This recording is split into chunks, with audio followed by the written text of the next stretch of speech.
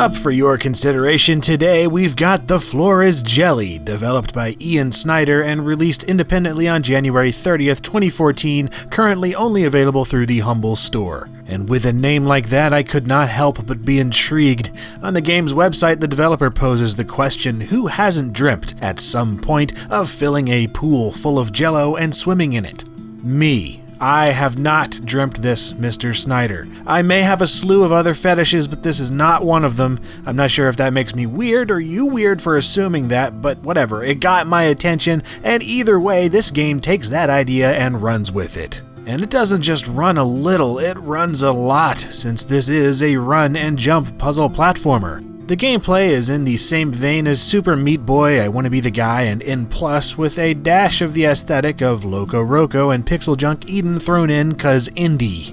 Except in The Floor is Jelly, the floor is jelly, as are the walls and the ceilings and just about everything else. You start off in some kind of weirdly abstract area as a weird abstract circle, and somehow this morphs into an abstract world of jelly. I don't even know, nor do I care, 'cause it's darn purty. From here, you play a section of teaching levels where you'll come to grips with the game's running, jumping, and physics. There are something like 8 areas to explore in a linear fashion. Each area provides you a set of windows, and each window brings you to another area or room. It's your task, as whatever the frick you are, to solve the puzzle in each room to get to the next window, and once you solve them all, you're brought back to the main area to take an elevator and choose the next window of rooms. Do this and you move on to another area until the game is over in about 3 or 4 hours. But this is one of those games where the time absolutely melted away for me. First, there's the art style, which, while it's been done more or less before, is pulled off in a way that just pleases my brain something fierce. Then there's the soundtrack, which, while it features some tracks by Mr. Snyder himself, is mostly by the excellent Disasterpeace, the same dude that did Fez and a bunch of other awesome indie soundtracks. I went and bought the soundtrack album immediately after buying the game. I can just feed off of his atmospheric, chiptune yet analogy soundscapes. And finally, there's the gameplay and the puzzles themselves, which are all about making use of the physics to solve some kind of puzzle unique to each area. Especially important are the physics of the non-Newtonian variety and the way you have to time your jumps to make the most of them. The Floor is Jelly is one of those platformers with what I call trampoline jumping. Just like jumping on a trampoline, the more force you push down with, the greater the height of your jump. Mastering this early on is crucial to enjoying the game, so take a little bit of time at the beginning to get used to it. And thankfully, the controls are wildly simple. Your 4 cardinal directions and a button for jumping, which is the spacebar by default. They're also precisely as responsive as you'd expect, although a couple things tend to screw with that.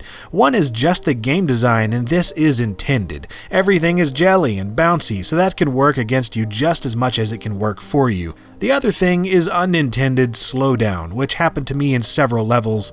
The game runs at a buttery smooth 60 FPS most of the time, but it tends to drop and slow down the game significantly at random. This is a noted problem and is supposed to be fixed soon, and when the game is working properly, it's sheer bliss to play. Levels where you're bouncing around underwater with reverse physics, and those where you're activating various hidden platforms by touching them in specific ways just had me grinning hugely when I finally figured out the solution. And aside from a couple puzzles that involved patterns of mechanical weirdness, I found every bit of the game to successfully walk that fine line of aggravating and forgiving without staying on either side for too long. Not only that, but I just kept wanting to see what in the world kind of weird thing the game would throw at me next, because it seems like there's always some new way of solving a puzzle that I hadn't even thought of doing with this physics model. So if you're into puzzle platformers with an enjoyable gimmick, a soothing aesthetic, and just enough of a twist here and there to keep things interesting throughout, I would totally recommend The Floor is Jelly. It's only $9.99, and I found that to be a very fair price indeed. And if you enjoyed this review and would like to see more, I do more. In fact, I do them every week, so you can subscribe to do that. Or you could check me out on Twitter and Facebook, or support me on Patreon if you care to do so. And as always, thank you for watching.